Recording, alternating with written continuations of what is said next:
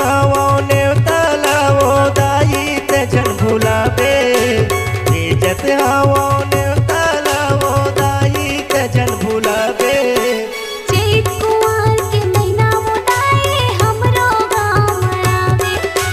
चैत कुंवार के महीना वो दाई हमरो गाँव आवे। भेजत हवो नेवतालावो दाई ते जन भुलावे। भेजत हवो नेवतालावो दाई ते जन भुलावे। चैत कुंवार के महीना वो दाई हमरो गाँव आवे। चैत कुंवार के महीना वो दाई हमरो गाँव आवे।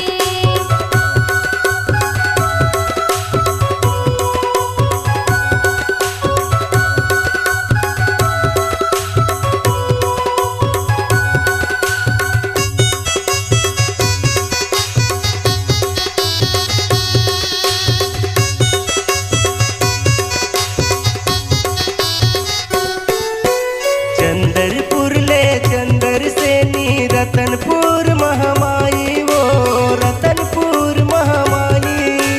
आए लाते छन भोला बे दुरुक के दुर्गा दाई वो दुरुक के दुर्गा दाई।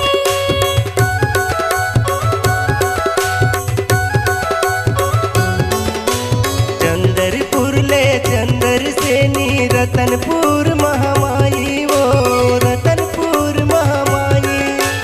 आए लाते छन भोला बे दुरुक के दुर्गा दाई वो दुरुक के दुर्गा दाई।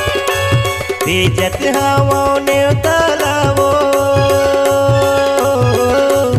भेजत हवो नेवतालावो दाई ते जन भुलावे। चैत कुंवार के महीना वो दाई हमरो गाँव आवे। चैत कुंवार के महीना वो दाई हमरो गाँव आवे।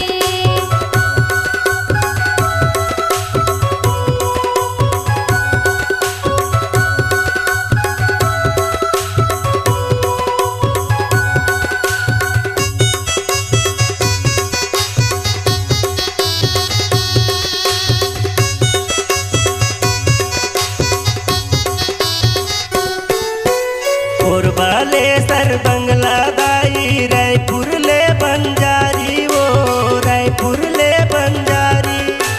डोंगरे गड़ले बबलेश्वर दाई महिमा गम पारी वो महिमा गम पारी।